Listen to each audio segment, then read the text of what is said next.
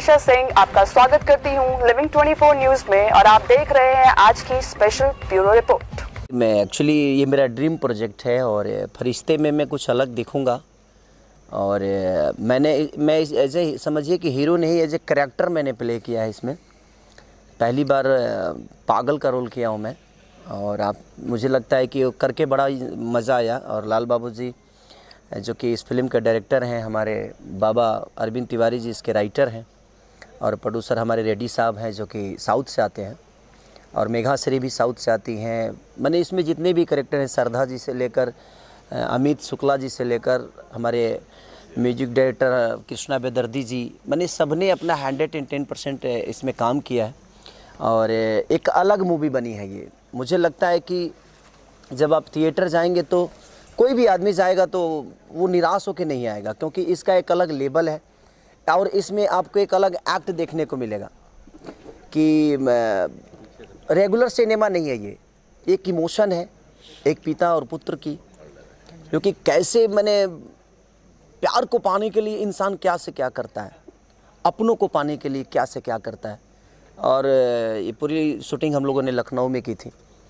तो जितने भी इस टीम से जुड़े हुए, चाहे वो कैमरामैन हमारे प्रिंस जी हों या विजय दास जी जो कि हमारे मुझे प्रोडक्शन कंट्रोलर थे, और जितने लोगों ने इसमें काम किया, इनकेस की जिस लोकेशन पे हम लोगों ने काम किया था, हमारे मामा जी, हम एक रिश्ता हो गया मनोज यादव जी, जिन्होंने बहुत कोऑपरेशन हम पूरे टीम को मिला। जो लग ही नहीं रहा था कि हम लोग किसी शूटिंग प्लेस पे हैं और सब पूरा फैमिली हम लोगों से इन्वॉल्वमेंट, एक घर परिवार वाला माहौल क्रिएट करके और बड़ा मज़ा आया।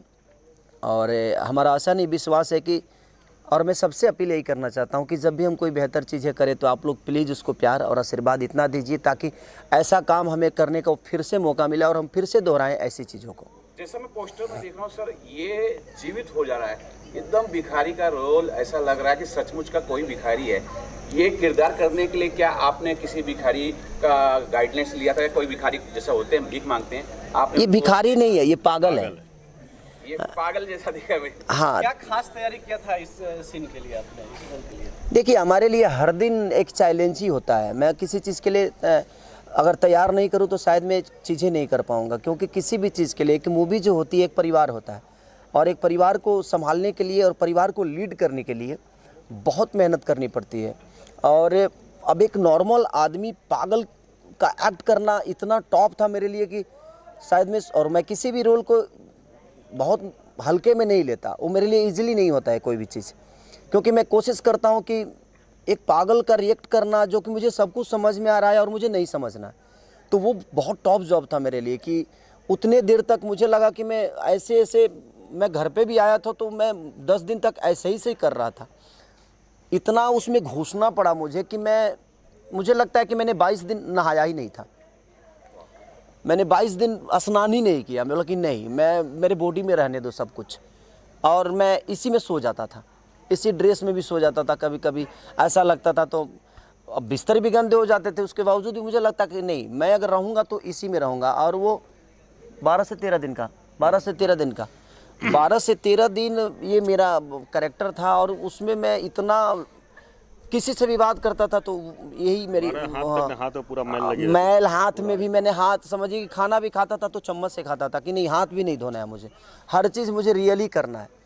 तो टॉप तो होता है, ऐसा नहीं कि कुछ भी इजीली होता है और आपको सब कुछ समझ में आ रहा है, आप सुन रहे हो और नहीं सुनना है आपको, तो वो कितना टॉप होता है।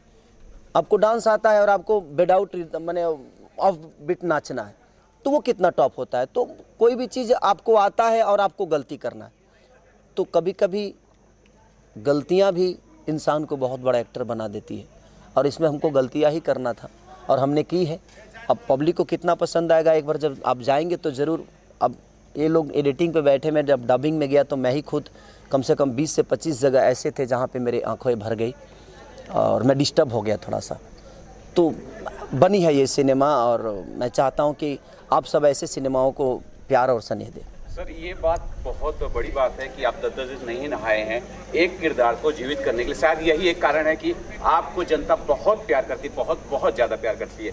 सर, ये भी जानना चाहेंगे कि आप इसमें जैसे बता रहे हैं कि मेघा श्री भी हैं, मेघा श्री के साथ आपकी एक फिल्म भी आई जो कि सुपरहिट हुई है, तो किस प्रकार का बॉन्डिंग शेयर करते हैं सर?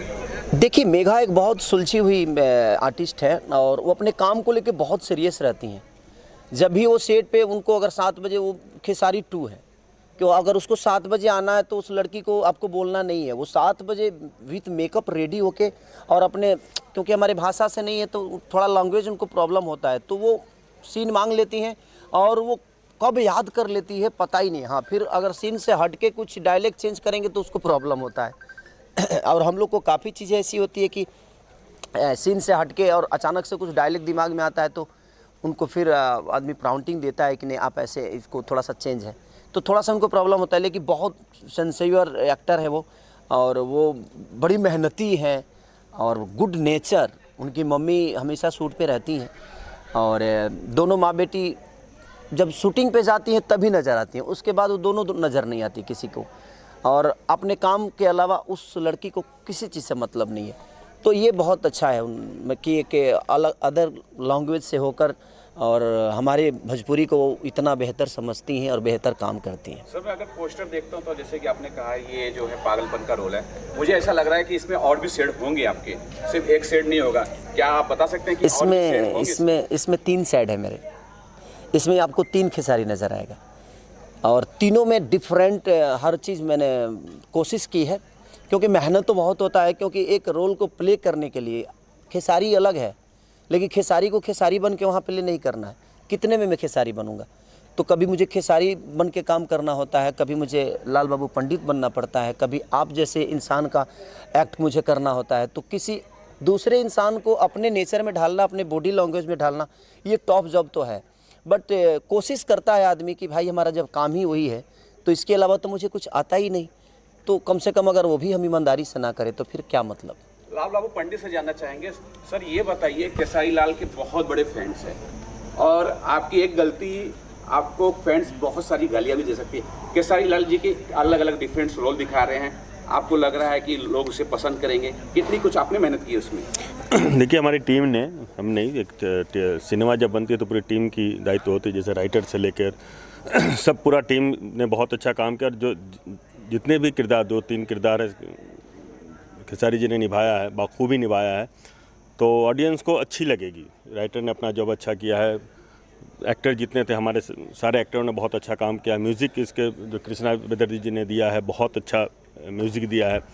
तो मुझे नहीं लगता ऑडियंस एक बार देखेगी फिल्म तो ऑडियंस को बहुत पसंद आएगी। अब तो पूरा ऑडियंस के ऊपर ही सब कुछ है। याद अरविंद बाबा के, अरविंद बाबा एक अद्भुत राइटर हैं और ये हमारी मिट्टी से हैं, और इन्होंने जब भी कुछ लिखा है तो कुछ अद्भुत लिखा है, और इनके साथ काम करके भी मुझे बहुत मज़ा आता है। और क्योंकि ये मुझे समझते हैं और मेरे गांव के बगल के हैं और मेरे ननिहाल से हैं, ये तो प्यारा लगता है इनका कोई भी शब्द, और एकदम मिट्टी की चीज़ लिखते हैं तो बहुत खूबसूरत होता है। ये बोलना चाहूँगा कि फरिश्ते फिल्म के लिए दर्शकों को क्या कुछ बोलना? बस मैं यही कहना चाहता हूँ कि अगर अपने माँ बाप से प्यार करना है तो एक बार फरिश्ता ज़रूर देख लेना, आपको लगेगा जी एक मोहब्बत को पाने के लिए इंसान किस हद तक गुजर सकता है। Thank you.